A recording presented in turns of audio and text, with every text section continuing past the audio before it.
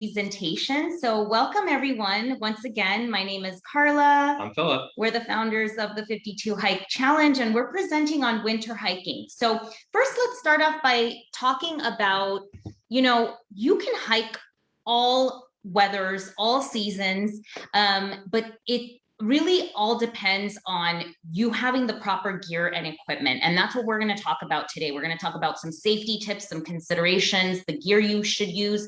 These items are going to be relevant for cold weather hiking and also snow hiking. So please know that there may be additional things that you add to your pack if you're in conditions that have snow. We're going to have questions at the end, so please reserve questions for the end. I love seeing the community chat going and adding your 2 cents. We will be looking at your comments and reading off some little tips towards the end that we feel are appropriate. So thank you once again for being with us. So without further ado, let's go ahead and get started. Great. So let's talk about what we're going to talk about at the agenda. We're going to first start off with the clothing that you need for layering, the gear that you're going to need for the different snow environments. We're also going to point you in the direction of some different educational resources, and mainly because this is going to be a very high level, kind of like what you need to know, and then of course, so that way you can dig in a little bit further into the details with some of those other outfits and places for training. We're going to talk about some GPS equipment that you should have, hydration, nutrition as well. That's really important when you're out in the backcountry. We're also going to talk about maybe some signs to look for in hypothermia and frostbite, just to make sure that people are safe when they're going outdoors. Some general tips for winter hiking, and of course, questions from all of you. So let's talk about layering. Layering is going to be your friend. This is something where we're not saying take the heaviest jacket with you, but take multiple layers, and then you can swap them in and out as you see fit. And as you start hiking, usually within about 15 minutes, people usually take off their outer layer, and the outer layer might be like the down jacket in this case. And I'll talk about some of the systems that I use. So before we get into all that, let's just kind of set the stage. And in winter hiking, cotton is not really a thing that you should have on you at all times. And that goes through all the layers, including the underwear. And the main reason for that is because cotton absorbs moisture, absorbs your sweat, and it can create a lot of friction as you're hiking, and you're probably going to be wearing a lot of layers, and you're going to be trying to keep warm.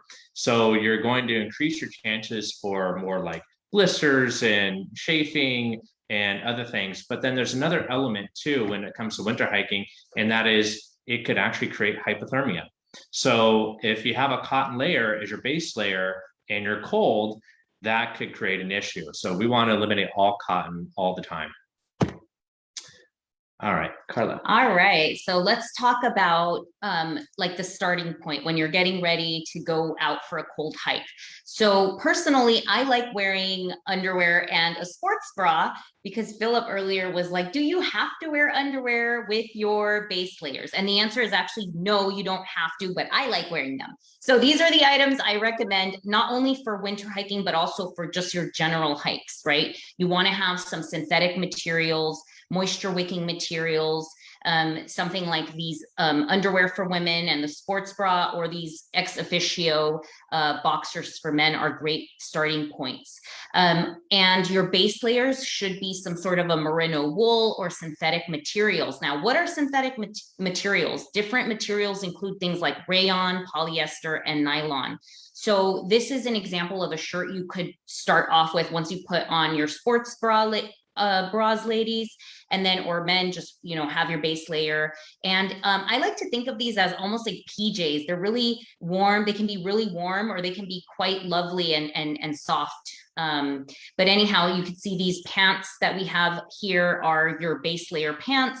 And as we go through these slides, you're going to see the top layer that you're going to put on top of these. Yeah, and I'm going to add in, so there are different weights for some of these base layers. So when you're in like super, super cold environments, you want to get something that's a really thick base layer. Yeah. But most of the time, and whenever I do any like mountaineering in California, or just, I don't do anything super, super, super cold, but I have been down to -20. But I usually like to wear just a lightweight base layer. Otherwise, I find I sweat a lot. Definitely. All right, so mid layers. This is a really nice thing to have. So it's very possible, again, to have a base layer and to have like your outer layers, but I like the mid layer because it keeps my core warm. And one of the things that I like the most is a vest. And another reason that I like the vest over a jacket is because this is the mid layer. Remember, you're still going to put a jacket on the outside. And so that will, like, for example, my arm tends to sweat a lot. And so when I wear a vest, I don't have that extra warmth around my arm. And so it allows me to be a lot more cooler. And also if it gets hot, I can take off the outer layer and then have a lot of ventilation going on. If you don't have a vest, you can get a jacket. A lot of the jackets, they'll have these pit zips, including some of the mid layers. And so you can unzip them and allow yourself to ventilate and breathe properly. All right, so moving on to the outer layer or the shell. There are different fabrics out there. There's a soft shell and there's a hard shell. And so the soft shell, it's a little bit soft in the sense that it's still water resistant, but it's not going to be like your hardcore rain jacket or outerwear. And the rain jacket and outerwear, I tend to go with like a Gore-Tex material because it's breathable. Usually a lot of these have a DWR water repellent finish on it. And so that will help you get the rain off.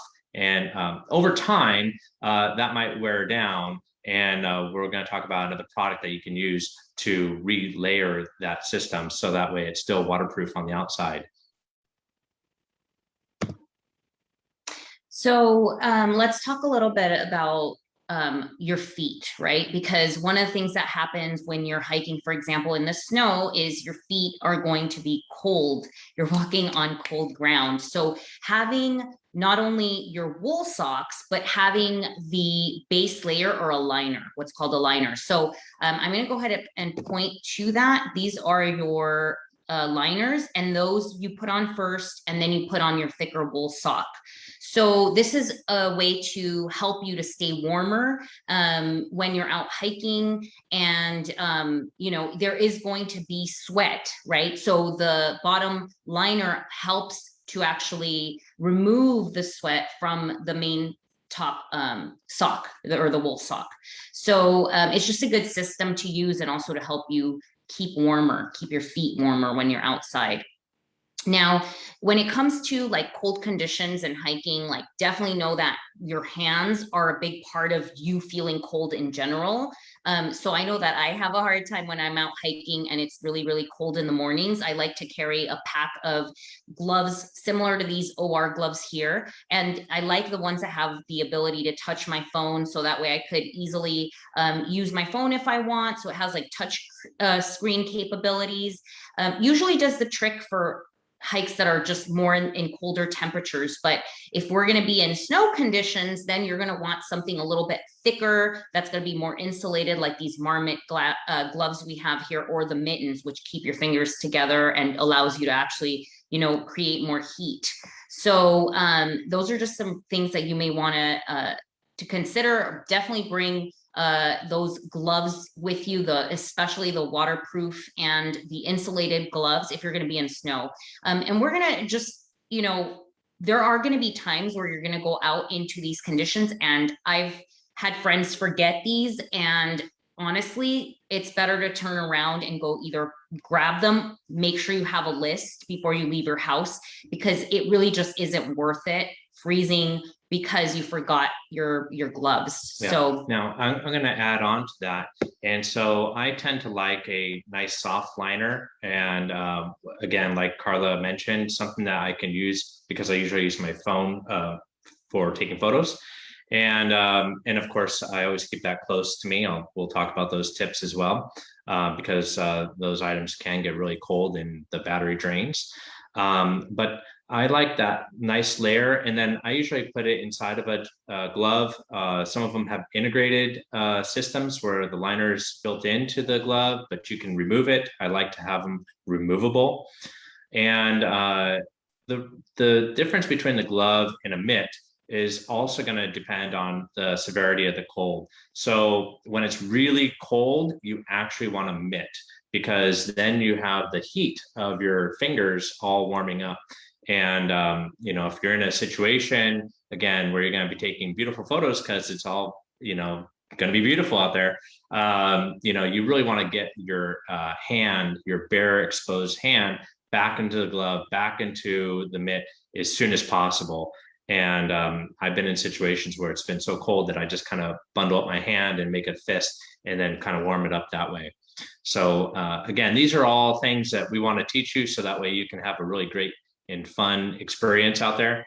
We definitely don't want you to go out there and go hiking without these things and get into some dangerous situations. before we move forward, Kenya had a question. She said, where do I find liners for wool socks? So you can find these at REI. They're not that expensive. I think they run about $20 or less, but you know what? Like I have 2 pairs and I got them. I may have even got them on sale. So once you really just need 1 pair to start. So I think it's a really good investment, especially if you're going to get out hiking in the winter, which, like we said, wearing the proper equipment, you should be able to get out year round. And it makes for such a fun hike too. Yeah, the liner is really going to help wick away that moisture. So that way your feet aren't wet inside the sock. It's going to take it from the liner and then push it out. All right. So another thing that causes us, and I know especially as a woman, when I was like, for example, on the JMT, the mornings were super, super cold. So I had to have a beanie I actually have a smart wool beanie that I wear. And now it doesn't fully cover my ears. So I would get really, really cold. So I actually had 2 items that I would bring with me, which one is a headband, so that could cover my ears or any exposed areas. And then a multifunction headwear, which I would actually use to put up to cover my nose. And it just helped for additional warmth. And whenever I've done hikes in the snow, I always carry these items with me. Super, super important because my ears tend to get really cold. I get a runny nose. So things like wearing this, people know it as a buff, but you can also use a buff as like a headband and cover your ears. So it just depends on where you're going. I think when you're first starting out hiking, I would recommend you at least pack the beanie and the headwear. So that way you could see as you continue going outdoors what you need.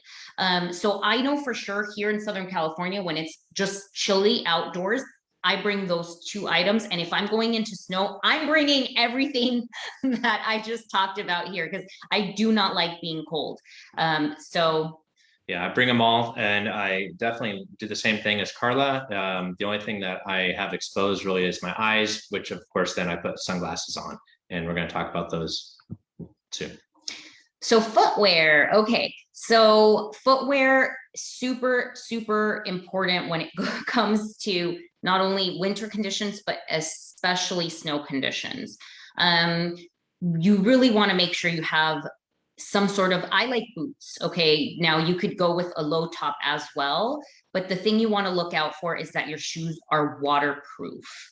And that is going to help to keep water from coming into the shoe, which is now going to create even more potential issues with your toes getting cold. So there is a product which we talked about just a little while ago that you can use to waterproof your items once maybe they've lost their waterproof. These items do need to be maintained. So the more you use your items, they're going to lose any of the additional waterproofing that it may have had when you first got it. So anyhow, there is something like this product called Nick Wax, and I've actually used this when I climbed the Grand Teton and my leather shoes needed that extra cold. I've also done winter and snow camping. And so for that, I also had some of this Nick Wax added to my leather boots. So looking out for making sure that your boots are, or your shoes are waterproof is super important. Also, when you're trying on shoes or when you're going to go buy shoes for winter specifically, make sure that you wear your sock setup. So for example, we talked about having those liner socks with your wool socks. Have those with you and make sure you try your shoes on with that setup, because the last thing you want to do is try on your shoes with those sample socks, and now you put your socks that you're going to wear in the wintertime and the boots are too tight. So that's why sometimes we recommend getting your boots a little bit bigger, especially when it comes to winter. Yeah, and you want to make sure that you don't constrict the circulation in your toes and in your feet, because that's actually a really bad situation. If you don't have the circulation and your feet get cold, that can lead into frostbite. So again, really important that you take these precautionary steps. And if it's too tight, you really ought to reconsider. Definitely. Also, these shoes here, for example, the shoe on the left is a woman's hiking boot that actually has insulation. So it has additional features that will help to keep your feet warm, which I know when I'm hiking, I do not like having cold toes. It's one of the things I really don't like. But hiking in the snow is so much fun. So something else you can do, like I said, if you have cold feet, you can take a few moments and stomp your feet, which will create more blood flow, and just continue doing that. And obviously, your body best. So we're going to talk about a little bit of additional tips as we move forward in the presentation. All right, so now we're going to talk about some of the gear that you would need. And we expect a lot of people to encounter snow. And we're going to talk about basically going on a trail. This is not for off-trail stuff. This is for on-trail. And, you just happen to go out there and there's just a lot of snow. And so in the conditions where you're not going to be penetrating deep into the snow, but just kind of surface level, you would want to get Microspikes. Microspikes, as you can see in the photo, they have these little spikes in them. And this is pretty well fastened to a shoe. Okay. And that's really going to help you in regular flat land going out. And I mean, you could even use these to go out and go get your mail if we're in an icy or cold condition. Now, snowshoes is not for the ice. Okay. It's the reason why the snowshoes are built in a kind of a bigger way is because they take advantage of larger surface area. With the larger surface area, it doesn't allow you to sink all the way through. And so, yes, Carla is demonstrating. What happens is if you don't have the snowshoes and you're going into a very fluffy, snowy environment, then you have another thing that is called post holing. And post holing is like when your foot goes all the way down and maybe it goes all the way up to like your knee or even a little bit further. When you're going into snow conditions where you're going, I would say past mid calf in the snow, you probably should have snowshoes. And if it's even worse than that, then you should really reconsider again, because it's not fun to be in those kinds of environment when you're post holing. It's a lot of work, a lot of energy burnt. And you can spend probably about an hour going about a quarter mile. So it's good to assess the situation and have fun and, not make this an army march. I was going to say, though, that I did want to show these to you. They're quite large, as you could see. They strap over your boots. I'm going to put these away now, but I want to say that snowshoeing in itself is a great activity that you could do that we count for the 52 hike challenge. And it's just, it's a different way to experience the outdoors, especially like we were saying during times or places that have a lot more snowpack. So there are some really great places out there, and asking in your groups like, hey, where's a good spot to go snowshoe. And you can actually also look up not only events going on that are snowshoeing events. We were looking earlier today, REI has classes on that. We've had friends that do it together. So trying to get a group together as a group activity, you can rent these, which is really great. I know REI rents these out. So I think they cost, I think the last time I checked, it was like $15 or $20 to rent. So it's a really fun activity. I highly recommend it. Yeah. Okay, so I'm going to move on to the next thing. So before we do, I just want you to quickly note the Microspikes are good for flexible shoes. And the next thing I'm going to talk about is crampons and ice axe. Now, again, this is just so you know what they are. And we aren't really going to go into the detail of how to use these, okay? Because that's actually a full-on class. And the crampons, what I want you to notice about the crampons is it's rigid, and they are made to go on like to a rigid boot, like usually a full shank boot or a 3/4 shank boot. And they're really used in like a glacier environment, usually when you're doing some technical stuff. Again, this is not a technical presentation. I just want you all to know that. These most crampons, you have to have special boots. These ones, you don't necessarily have to, but I want you to know that if you have a flexible shoe and you have this kind of crampon, it is a little bit easier to step out of them. I've actually been in a situation where I was climbing a mountain, and they actually stayed, and I looked down and I said, "Where are they?" And they came out. And so anyway, I just want you to know about that. So now the ice axe, the reason why I bring this one up again, so we want you to be on relatively flat areas. You would use the ice axe as a self-arrest tool.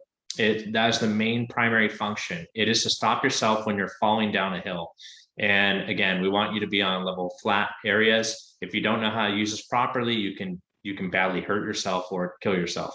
And so again, really the point is to not avoid the ice axe and go up a steep hill, but to avoid the hill and until you've actually have proper training. And that is in a winter course, like a snow travel course. Mountain guides usually put those on, and they will teach you ice axe, crampons, and rope travel, which are great. I love them. Yeah. So highly recommend them. But again, you have to be properly trained on how to use it.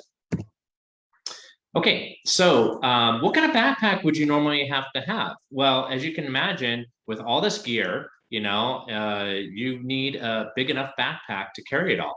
And so 25 liters is pretty good. I would say between 25 and maybe 40 if you really want to be comfortable, but don't overpack it, of course, because then that increases your weight and it makes you more tired. But 25 liters should be pretty good. And I think you could probably get away with something a little bit less, but again, you want something to carry your equipment, your food, your water, and your clothes, because you're probably going to be taking different layers off. So I just saw a quick question come through. Kenya wanted to know if we can, or she can put on Microspikes in the cold, or does the rubber crack? And no, you can put them on in the cold. The rubber is usually pretty flexible. I actually have a pair right here just for the conversation today. Let me just show them to you real quick before we move on. So this is what these look like. Wait, there we go.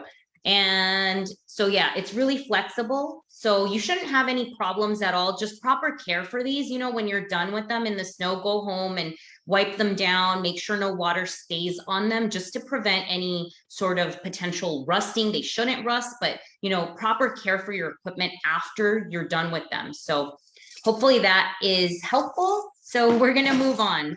So the 10 essentials, we always talk about this. I'm not going to go through them today. I'm just showing you an example of the 10 essentials, and they're listed here. You can find this list on our website under store, and then you'll see the 10 essentials. You need to carry these items at all times, especially if you're going out into any snow or winter conditions. These are the 10 items that will save your life in an emergency. Know how to use them and why you need them. So this actually is from the Freedom of the Hills, which is a mountaineering book that has so much information. I'm actually reading it right now again. So we highly recommend just make sure that you have your pack so you can carry your 10 essentials, your layers, all of these extra items that we've just talked about. So in addition to your 10 essentials, you are going to want to consider these other items depending on whether you're winter hiking in just cold conditions versus snow hiking. So let's start with your trekking poles. When it comes to trekking poles, like Philip mentioned, post holing, you want to make sure that you have your trekking poles with the snow baskets. Snow baskets, I don't have them with me right now. They're a little bit thicker and they go over and inside the trekking pole. So you can remove those when you're not hiking in snow conditions. You can buy them. They're super inexpensive. I think they're like $10 or something. But anyways, you attach them to the bottoms of your trekking poles, and those help so that your trekking poles aren't post-holing as well. So that's good for snow. And then also when it comes to snow travel or hiking, you want to make sure to protect your eyes from the UV rays, because guess what happens if there's sunlight? The sunlight is reflecting upon the snow and then hitting your face. You don't really realize that. And so you need to make sure that you have polarized sunglasses or glacier glasses, which are, I actually have a pair here I wanted to show you as well. Glacier glasses tend to be bi gradient, and they, just as Carla mentioned, they have a darker layer on the top and a darker layer on the bottom. And that way it prevents some of that reflected light going into your eyes as much.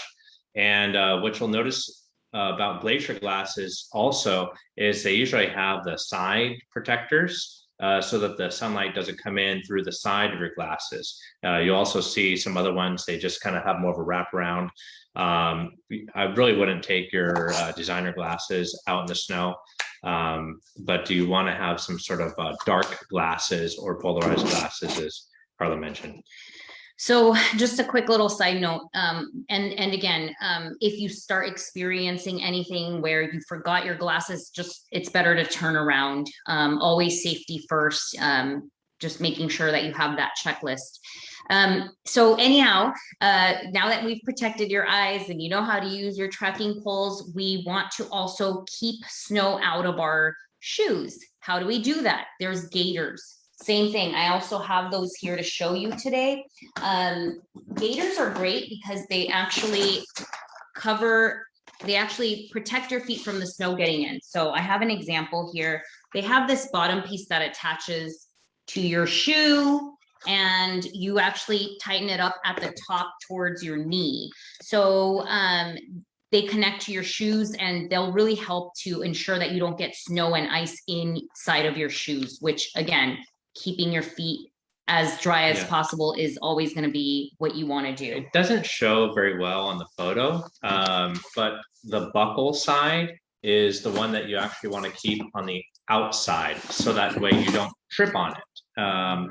And especially if you had crampons or microspikes or anything else, you could easily, if this was on the instep, you could easily, grab that. So put the buckles on the outside.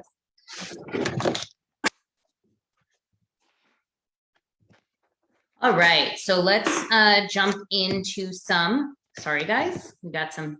All right, so let's talk about some other little fun things. So hand and foot warmers. It's up to you. If it's really cold where you live, I have heard from our community that they really enjoy using these. I personally haven't had to use them before, but these are some example. I actually do own these, by the way. I own these hand warmers and foot warmers. I just haven't needed them. But I did see that technology has gone a long way, and they even have like these inventions around like warming up your feet and pocket warmers. So going to your outdoor retailer and taking a look to see what works best for you. So just curious if anyone in our community here has ever had experience with those. Let us know in the comments because I'd just love to hear your feedback on those. All right.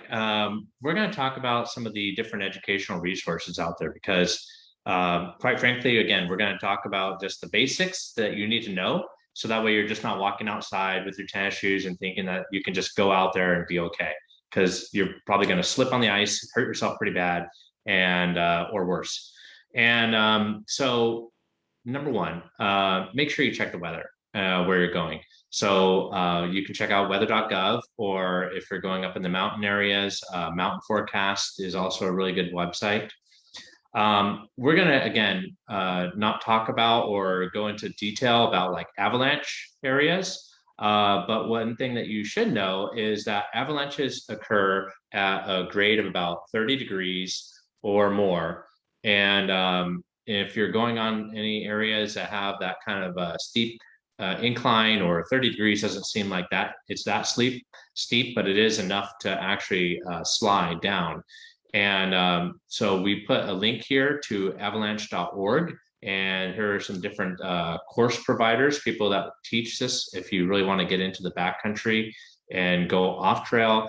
I can't imagine too many trails are going to be near any avalanche danger. But anyway, I just wanted you to know about these resources. And of course, take a class. Classes are probably the best areas to find new friends, and especially friends who just learn these skills too. And so I highly recommend checking out REI. They have some sport classes. Take classes through your local mountain guide service, and get out there and educate yourself. Okay, some different GPS equipment. Why are we going to talk about that? Because in a snow condition, you're probably not going to see the trail anymore. And so in that case, you're going to be looking down every once in a while to see if you're somewhere on track. And so All Trails is an app that you can use on your phone. The pro version is needed so that you can download the maps and take them offline. Or you can actually buy some devices that have maps built in, or you can download the maps to them, some GPX files into them. And some of those devices include like the Garmin watch. I have the Phoenix 5X. And then we also have the Garmin InReach, and that's a satellite communication device. Also good, in case you're out there and there's a disaster situation and you need to get some help. So you also can purchase a satellite service agreement. Okay, moving on to hydration and nutrition. Okay, so when you're in the cold, you actually don't notice that you're getting dehydrated more. So you tend to burn a few more calories because you're out there. Your body's trying to keep you warm. Maybe if you're post holing or anything of that sort, you're definitely going to burn some more calories. And so you want to make sure that you drink often. And so we recommend that you have some devices that are going to keep your water from freezing as well. So like a Nalgene has an insulated sleeve. You can also put a warm beverage, like a nice tea, a hot tea inside of a hydro flask or some sort of thermos.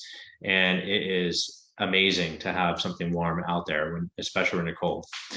Now, the part about the food that I wanted to address is you won't believe how hard it is to chew items when they're frozen.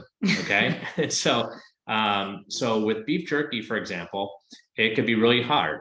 So one of the things I do is I take my beef jerky out and I cut it up into bite-sized pieces, and I put it in like a Ziploc bag, and then I'll take that out with me so I can put it in my mouth. And if it's frozen, still, you can put it in your mouth and kind of warm it up and eventually chew it, but you definitely won't be able to get through like a really hard like a bar that's absolutely frozen like a brick. So you can again, you can chop that up as well.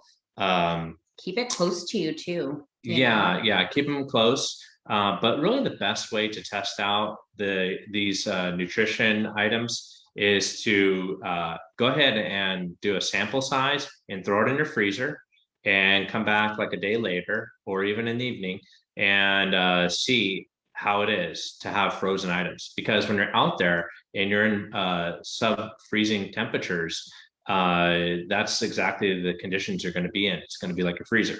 So again, it's going to be beautiful and it's going to be great, but we want you to be prepared for some of these. Before we move on, because you guys are being so awesome, I'm watching the feed here. Anyone who has hiked in the cold or hikes in the cold, we found out that most of the US has really cold temperatures. Again, California, we tend to be a little more spoiled, but what are some of your favorite snacks? Let the community know in the comments. We'd love to share some of those.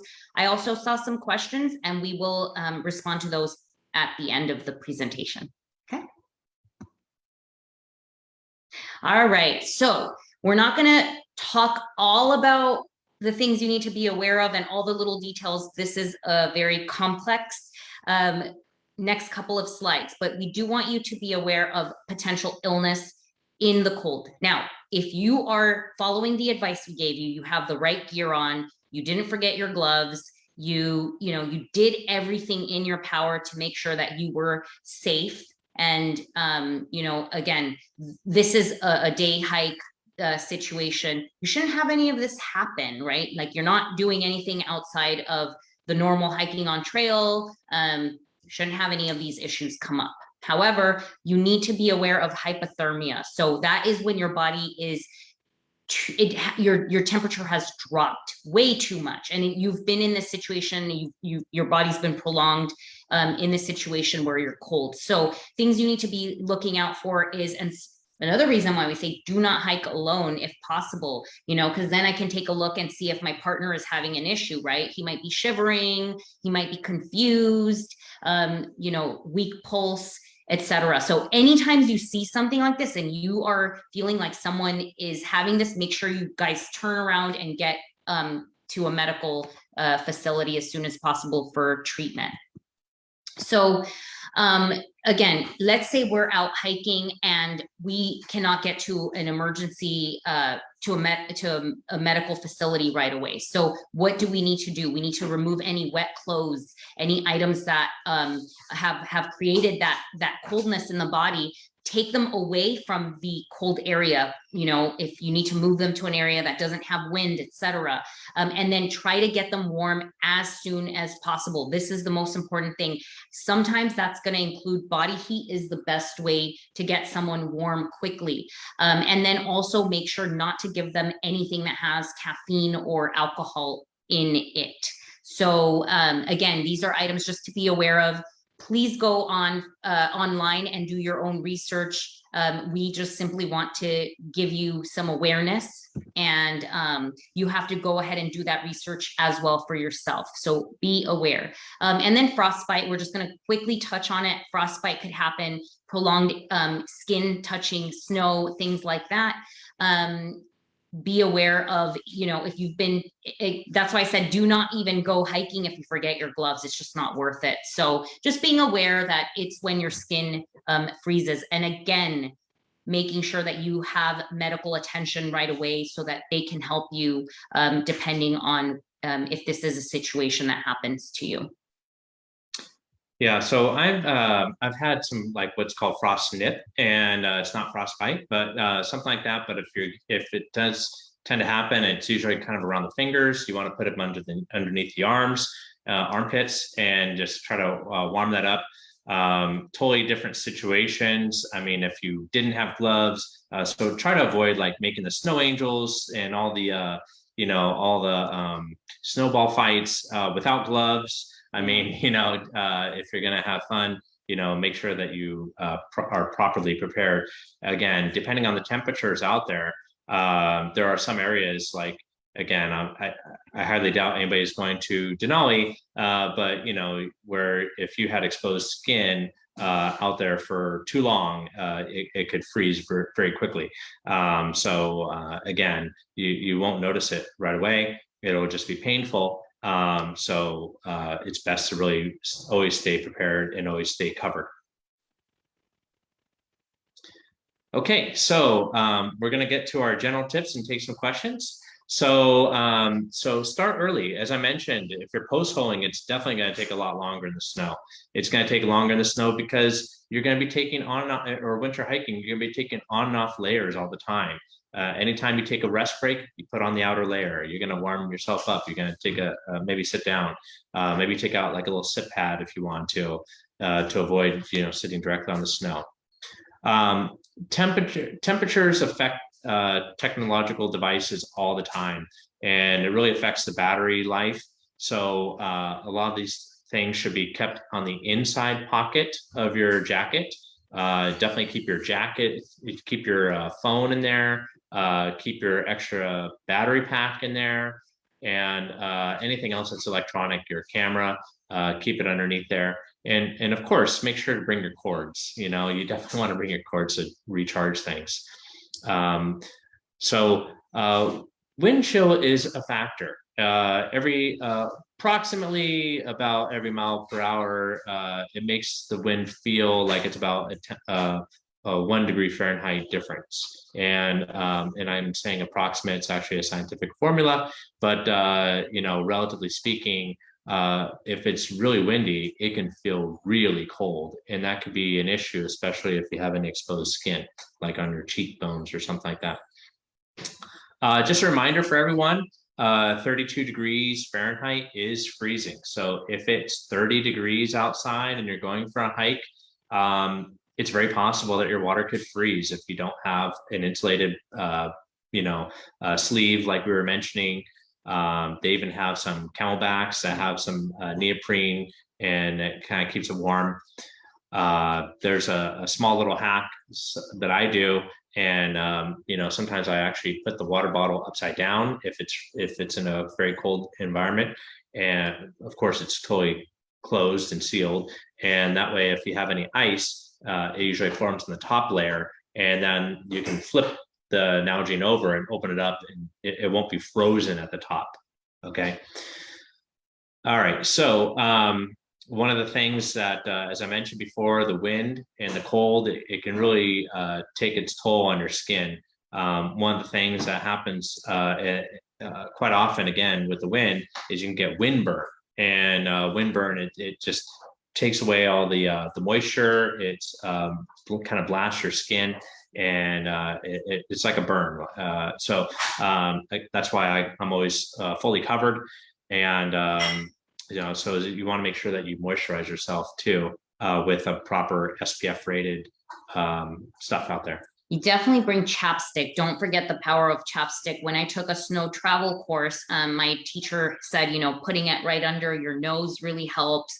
Making sure lips are protected. Again, remember what I said about snow. The heat is basically bouncing, or the sunlight is bouncing up, and it's affecting your face, whether you realize it or not. So definitely keeping the baklava on top. Well, balaclava, I mean. Baklava is really good, by the way.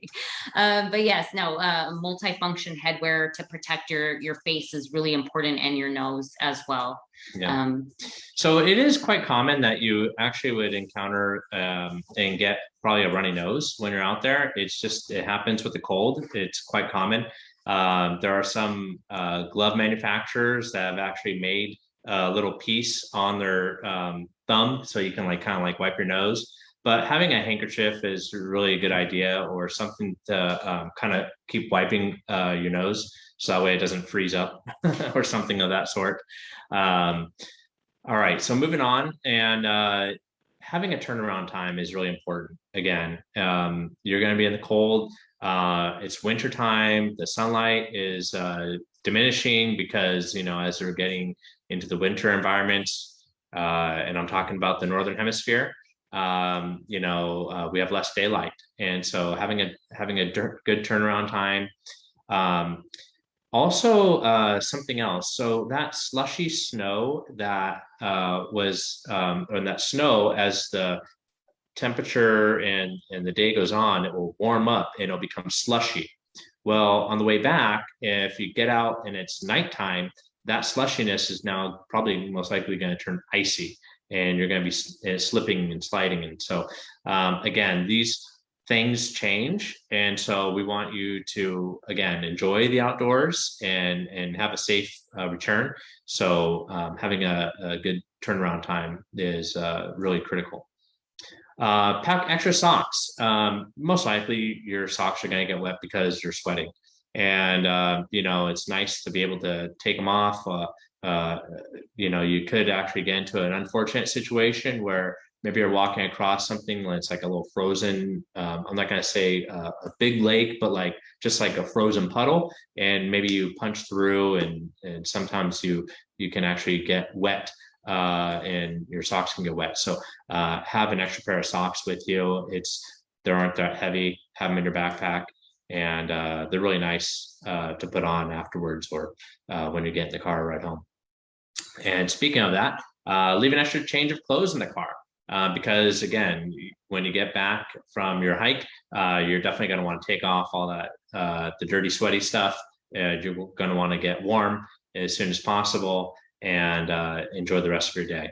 So with that brings us to our questions. Yeah. So I would love to hear from the community. This is the fun part, right? People who hike in the snow often, feel free to add anything, any little tips here to the chat.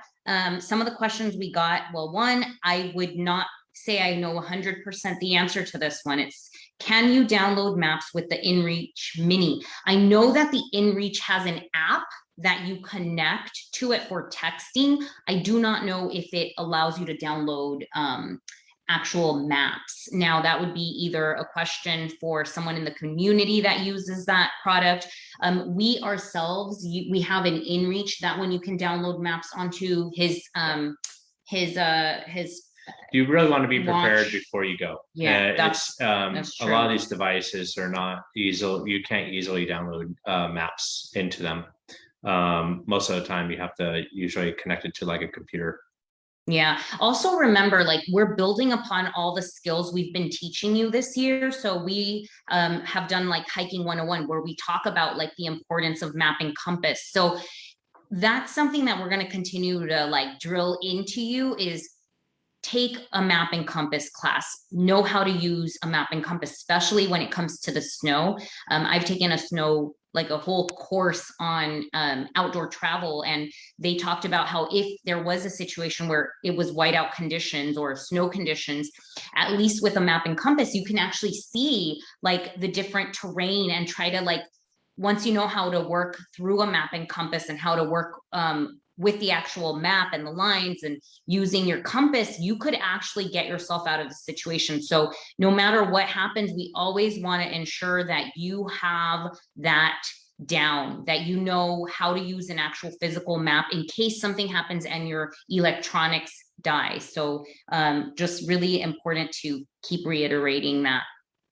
And I did see another question regarding what kind of shoes we should be wearing with the snowshoes. So definitely want to be wearing some sort of a hiking boot, which we talked about earlier, some sort of waterproof boot, especially because you're going to have these straps that go over your shoe. Most of these snowshoes are adjustable, so they will adjust to your shoes, but definitely recommend boots for any snow conditions.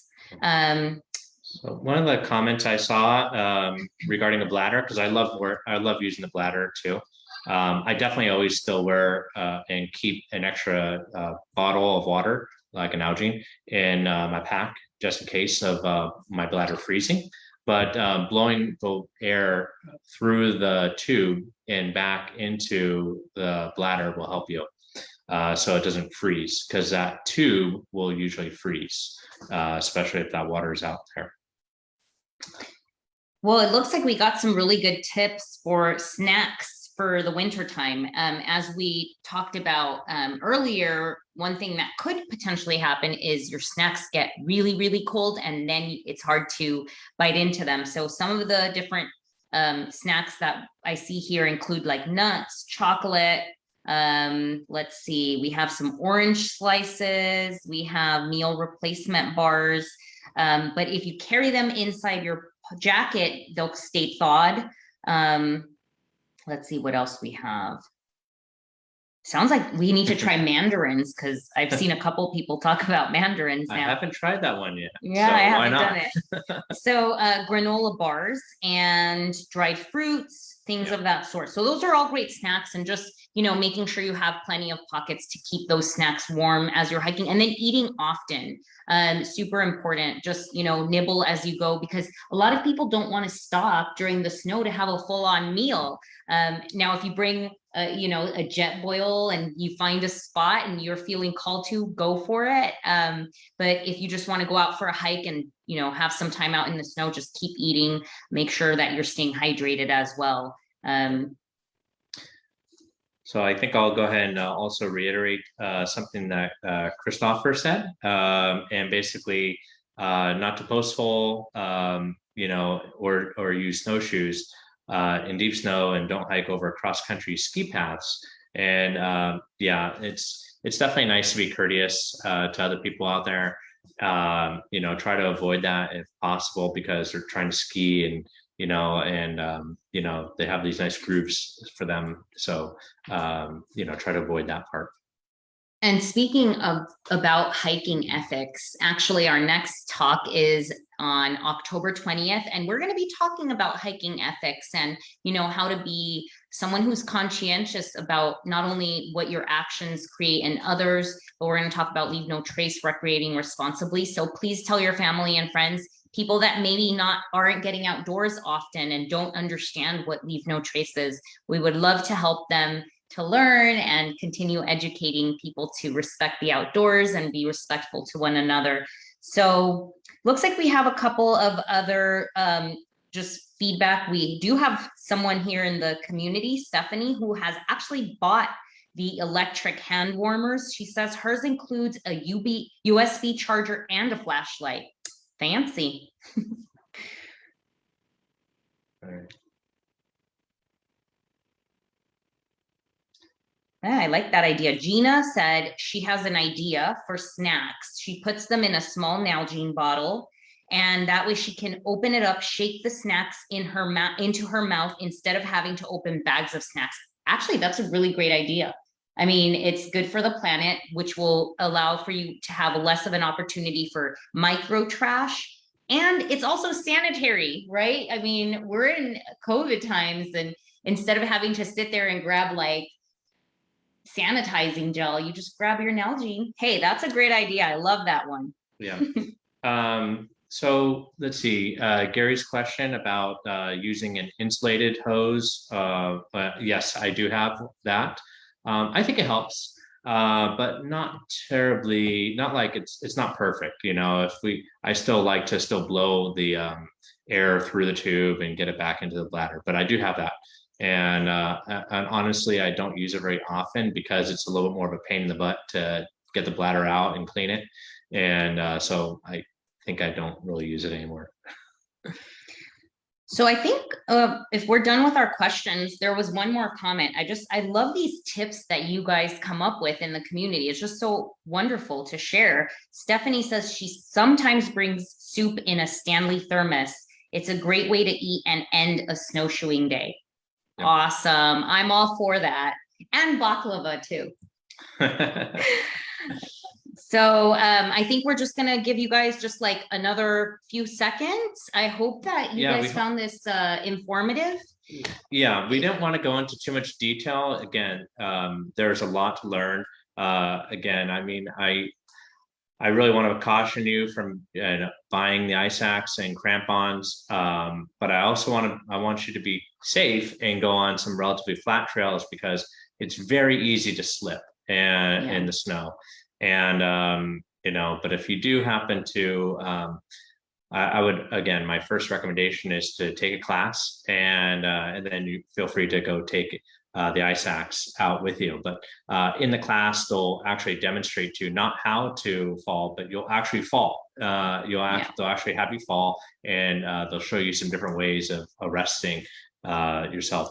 One thing you should know is when you do start to fall, you want to try to stop yourself right away. Don't think to yourself, oh, and that's a common thing. You might quickly get disoriented and say, I'll just wait. But what happens is you build momentum. And so you kind of want to like quickly try to either get up or stay or get your ground. I'm trying to tell you all these things without telling you about the ice axe, but yeah, just can't recommend taking more classes. Just keep getting educated, take it one step at a time. And, I think the last little note is as winter comes about, if you're following influencers on social media, you might see things that make you think like, awesome, I can't wait to go mountaineering. Mountaineering is a completely different set of skills that you need to invest in to actually start doing those things. And we definitely would not want you to put yourself in a situation that could be dangerous. So that's why we're here to give you some other ideas, let you know that you can snowshoe, you can still hike in the snow. And guess what? You can do all those things, but be patient, get educated, learn the right and proper ways and techniques to do this so that you're safe and you can hike forever or, as long as we possibly can. Right. So we hope you guys have a wonderful evening. Loved spending time with you all. Have a beautiful evening. Thank you. Thank you. Bye.